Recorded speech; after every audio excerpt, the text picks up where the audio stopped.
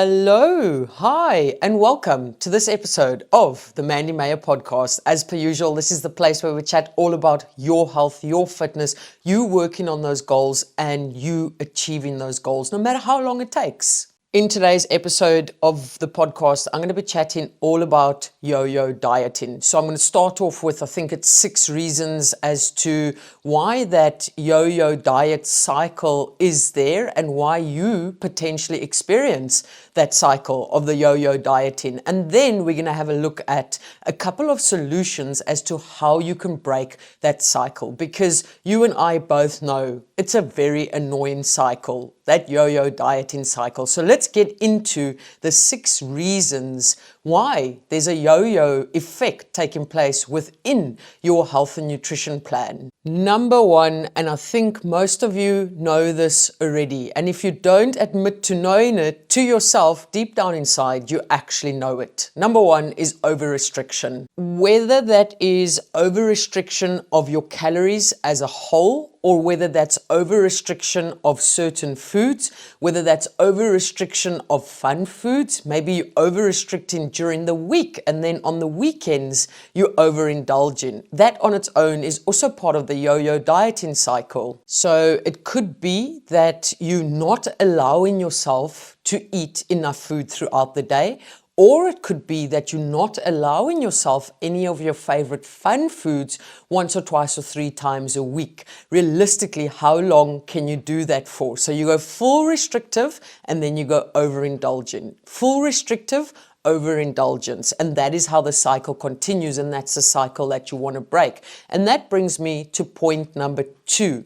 Now, point number 2 could be something that is leading you towards having that full restrictive mindset. And that is how you label certain foods. I've seen so many people still labeling foods as good for fat loss and bad for fat loss, okay? Now, again, you need to picture yourself in the situation. If you're labeling certain foods as bad for fat loss, essentially, you're telling yourself you're not allowed to have those foods if fat loss is your goal. What does that lead to? That leads to you restricting those foods because you've told yourself you are not allowed to have them because you're using the word bad. They are bad for fat loss. And like I said, that is most likely what is leading to you restricting those certain foods because you've told yourself you are not allowed to have them. And point number 3 is setting unrealistic expectations for yourself. Now, you're probably wondering, okay, but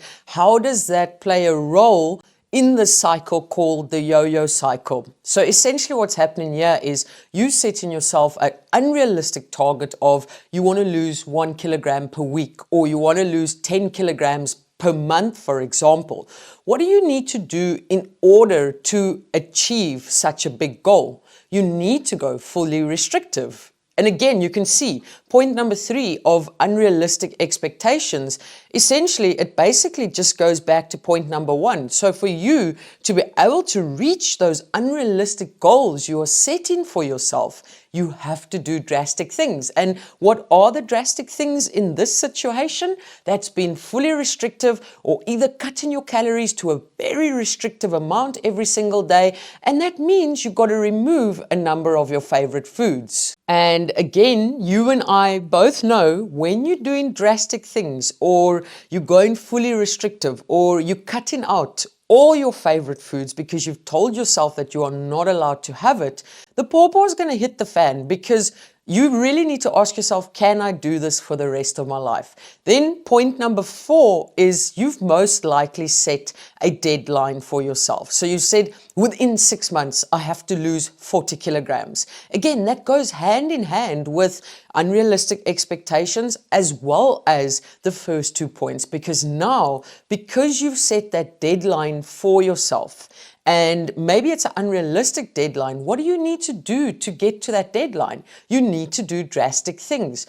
Or if you feel like you're running behind on that deadline, maybe you feel as though you're not going to reach it when you've set that, say, end goal for yourself, Now your mindset might be like, oh, well, you know what? I'm not on target with the deadline that I've set for myself. And then what happens? You're like, well, screw this shit. It's not for me. And that's often where you start spiraling or overindulging again because you're like, oh, it's just too unrealistic. Or what a lot of people do is they will set a deadline for themselves and they're like, okay, I'll give myself a year to lose X amount of kilograms.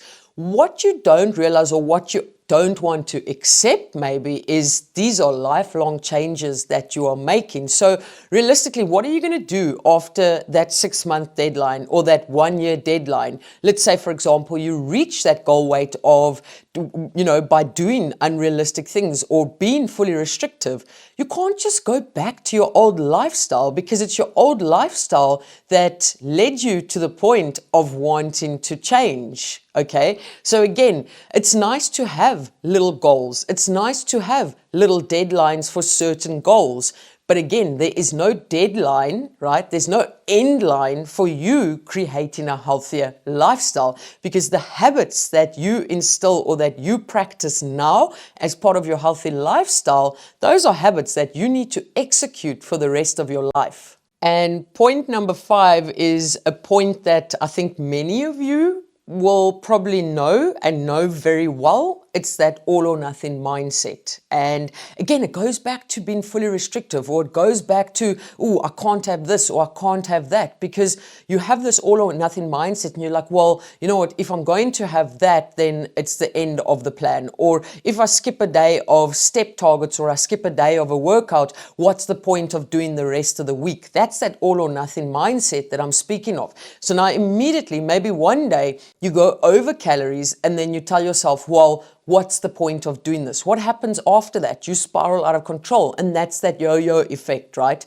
So again, you'll be like doing everything according to plan, aiming and striving for perfectionism, right? And when it doesn't go according to plan, you think, screw this. And that's where that yo-yo gets flung up and down, up and down, up and down. And number 6 is you've made it all about the scale. Okay, so that plays a major role in your, I want to say, either the yo-yo dieting that's taking place or breaking that yo-yo cycle. Okay, so if that yo-yo dieting cycle is taking place, you placing all emphasis on that number on the scale could be one of the reasons why. Okay, and again, a lot of people might place all emphasis on that number on the scale, and when there's a minor fluctuation, all shit will hit the fan. Okay, because now you're like, oh well, there's no progress whatsoever, so what's the point of proceeding? And that's the mindset that we want to break. You want to focus on all areas of your health expedition, and a byproduct of that, of course, now is going to be fat loss. So realistically, what sort of solutions are we going to look at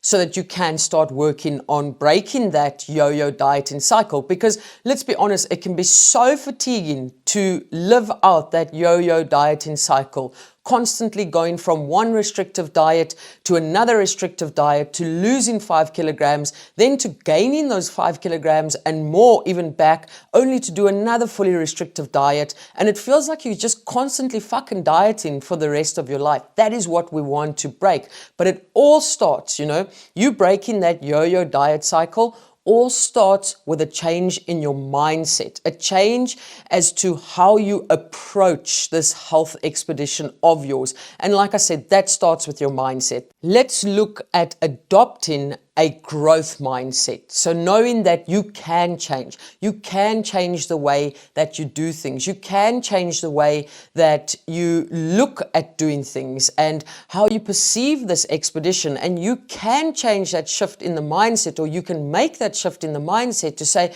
you know what? It's not purely about fat loss. It's not purely about that number on the scale. It's about something so much bigger. It's about health and creating a healthier lifestyle. So firstly, after you've changed or started working on that mindset, what goes with that? You need to start looking at a way forward with your nutrition that is not fully restrictive. Now, again, this is where a lot of people might blur the lines a little bit and be like, oh, but Mandy said not fully restrictive, so I can eat whatever I want to. That's also not necessarily the case. There has to be balance. There has to be moderation.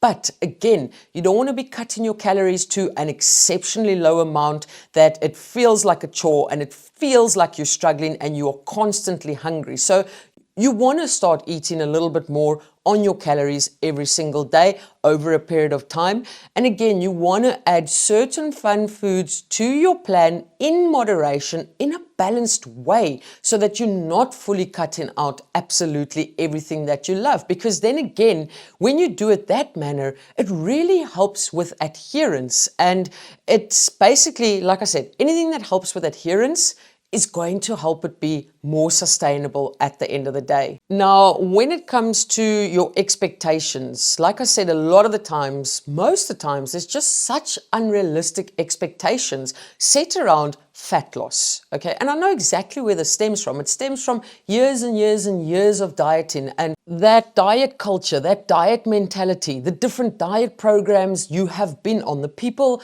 of those programs telling you that you've done something wrong if that number on the scale isn't ticking by 1 kilogram every single week. That is the mindset that we really need to look at starting to break and saying, you know what, it's not all about that number on the scale. It is really about you creating healthier habits, creating a healthier lifestyle, and a byproduct of that is going to be fat loss. So to set realistic expectations, I would highly suggest that you look at all areas of your health expedition and start setting little expectations of, I want to be able to walk an extra 1,000 steps a day over a period of time, maybe 3 weeks after I started my expedition, or something like you want to be able to walk up the staircase without being so out of breath. Again, expectations that don't fully involve that number on the scale. And again, also when it comes to a time frame, give yourself more than enough time. Okay, now I know a lot of people are like, yes, but Mandy, what is the right amount of time? Firstly, set your mindset around the fact that these are lifelong changes that you are making. Okay, this isn't a quick fix. This is you working on a healthier lifestyle that is going to be you for the rest of your life. Okay, and once you start shifting towards that mindset, oftentimes your expectations start becoming more and more realistic on their own as your mindset starts shifting. So again, you don't want to be overly restrictive. Okay, so you don't want to over restrict. Moderation and balance is always going to be key. You want to change the way that you start labeling food. So instead of saying good or bad foods, look at labeling it as nutrient-dense foods or calorie-dense foods. Instead of labeling it as cheat days, maybe look at saying, you know what, this is a fun meal or this is a fun food, and it can be incorporated as part of the plan. And very importantly, do it for health reasons. Do it for the benefits that come from creating a healthier lifestyle, and not only for the shift in that number on the scale. Give yourself enough time. Don't be unrealistic about the time that it's going to take to break older habits. Start creating newer habits. So be realistic about the time, but also have that mindset of you are creating a version of yourself that you're going to be living out for a very long time, for the rest of your life. Okay. Now, I know a lot of the times that can be difficult to comprehend, but you need to find enjoyment in the process. You need to find things that you enjoy doing so that you get excited about it. You need to look at all your non-scale victories so you can see the benefits of what you are doing. You need to be able to dig deep and say, this is the actual person that I want to be. I've got more energy. I'm excited to go and do that exercise. I love eating vegetables because it makes me feel healthier. I have more energy. I'm not constipated anymore, and all those things. All of those things are just the massive benefits, the amazing benefits that come from creating a healthier lifestyle. So again, to look at breaking that yo-yo diet cycle, I think number one, it's definitely going to be working on that mindset and working on breaking, I want to say, any restrictiveness that comes with your plan, and also breaking that all or nothing mindset by, if you have a higher calorie day or if you miss a day of step targets, you tell yourself it's okay. it's okay, and you proceed as per normal, because that's how you're going to create consistency. So instead of spiraling out of control, if you have one day that doesn't go according to plan, your superpower is going to be proceeding as per normal. On that note, I'm going to love and leave you like I usually do. Keep smiling, keep laughing, and always be kind to one another. Much love, your friend who has also gone through all of this before, Mandy.